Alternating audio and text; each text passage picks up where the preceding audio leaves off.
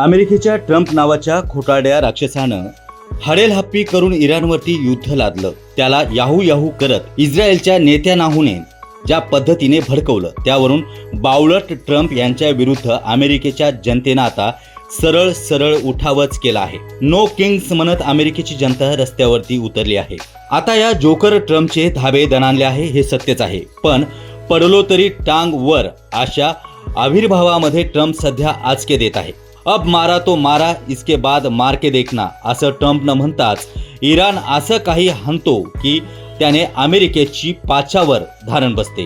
Trump आणि Netanyahu यांनी कितीही थैथयाट केला तरीही आता इराणला लोटांगण घालायला लावण्याचं त्यांचं स्वप्न शक्य होताना दिसत नाही.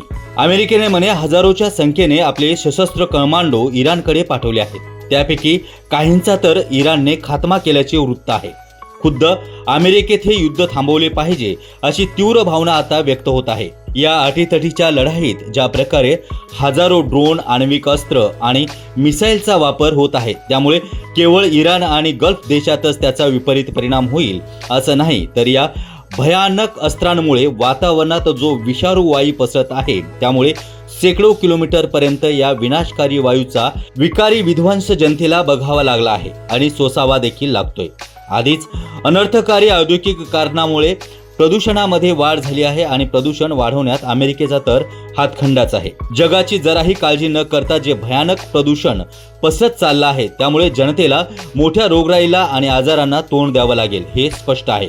या ट्रम्पला जगातील सर्वत्र असलेले तेलाचे साठे अमेरिकेच्या मालकीचे व्हावे असं वाटते. यापूर्वी काही सन्माननीय अपवाद वगळता अमेरिकेच्या अध्यक्षांनी जगातील अनेक राष्ट्रांवरती तेलाच्या साठ्यांमुळे आपले अधिपत्य जमावण्याचा प्रयत्न केला आहे. इराकचे सद्दाम हुसेन यांना खोटे आरोप लावून सत्तेपासून दूर केला आहे आणि त्यांचा खून देखील केलाय. कुवेत आणि इराक या देशातील तेलांच्या साठ्यावरती अमेरिकेच्या कंपन्यांचं नियंत्रण आहे, तर एका देशाच्या राष्ट्रपतीलाच या अमेरिकेच्या अध्यक्षांनी पत्नीसह अटकेत ठेवलं आहे. ट्रम्पला कॅनडा, क्युबा आपल्या पंजाखाली हवी आहेत आणि आणखीनही उदाहरण देता येतील. अमेरिकेचा एकूण इतिहास दादागिरी आणि पराभूत होण्याचा आहे, कारण व्हिएतनामचे निग्रही राष्ट्राध्यक्ष ओ ची मिन्ह यांनी अमेरिकेला चक्क पराभूत करून पळवलं आहे. अफगाणिस्तानपासून थोड्या वर्षापूर्वीच अमेरिकेच्या सैनिकांनी पळ काढला होता. आता गल्फ देशातील आपल्या छावण्यांमध्ये उपस्थित असलेल्या अमेरिकेच्या सैनिकांना इराणनं सळोकी पळो करून लावलं आहे. इराण तर जिथे जिथे अमेरिकन प्राणी लपून बसले असतील त्या त्या ठिकाणी असे काही हल्ले चढवत आहे की त्यामुळे हाहाकार उडाला आहे. किती माणसं मेली, किती विध्वंस झाला याचे खरे खोटे आकडे आपण रोज ऐकतो. परंतु यामध्ये आधुनिक काळातील बिनसैनिक युद्धांमुळे प्रदूषणाचा जो खेळखंडोबा होत आहे त्याची चिंता अमेरिकेनं कधीच केली नाही.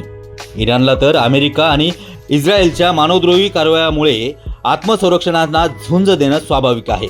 दिवाळीच्या साध्या फटाक्यांनी पर्यावरणाची जी हानी होते, त्यामुळे अनेक शहरांमध्ये फटाके बंदी लावली आहे. या युद्धात तर फक्त एक दिवसामध्ये जे काही ड्रोन आणि मिसाईलचे फटके फुटतात ते अत्यंत विनाशकारी आहे. त्या कारणामुळे जनतेच्या आरोग्यावरती किती विपरीत परिणाम होईल किंवा होत असेल याची कल्पनाही करावत नाही. त्या ट्रम्पला लाजच नाही आणि अमेरिकेला इलाज नाही अशी स्थिती युद्धाच्या परिस्थितीमध्ये आहे. अमेरिकेचा घोर पराभव होत असताना ट्रम्प मान्य करायला तयार नाही. हास्यास्पद अटी लादून इराण मान्य करेल अशा भ्रमात ट्रम्प वेड्यासारखा वागत आहे. जगाचे तर जाऊ द्या, इराण आणि युद्धग्रस्त देशांच्या आजूबाजूला जो पर्यावरणीय संघर्ष चालला आहे त्याला थांबवण्यासाठी जगातील एकही देश पुढे येत नाही. आपण स्वतःला विश्वगुरू समजतो, त्यामुळे आता विश्वगुरुत्वाला साजेल अशा प्रकारे वागणे आणि जीवित रक्षणासह पर्यावरणाचं रक्षण देखील वाचवण्यासाठी प्रयत्न करणं एवढं तरी आपण करू शकतो. त्यातच ट्रम्पने भिकारी पाकिस्तानच्या थर्ड क्लास मुनीरला युद्ध थांबवण्यासाठी गळ घातली आहे हे संपूर्ण जगाला ठाऊक आहे. आता या मूर्ख मुनीरसारखे 56 आले तरी इराण त्यांना भीक घालणार नाही आणि हे निर्विवाद सत्य आहे. मग आता एकच पर्याय आहे, तो म्हणजे अमेरिकेनं इमानदारी दाखवत थांबवणे आणि त्या नेत्याहूनला उलटा टांगणे आणि इराणचे रक्षण करणे याची हमी देणे. सध्या तरी हेच युद्ध थांबवण्याचे उपाय आहेत. इराणनं अमेरिकेला जो काही धडा शिकवला आहे त्यामुळे इतिहासात अमेरिकेचा सर्वात महामूर्ख राष्ट्राध्यक्ष म्हणून ट्रम्पची नोंद होईल. आम्हाला काळजी आहे ती पर्यावरणाची. त्या बाबीकडे जगातील प्रभावी राष्ट्रांनी स्पष्ट भूमिका घेतली पाहिजे. याशिवाय आपण दुसरी काय भूमिका घेऊ शकतो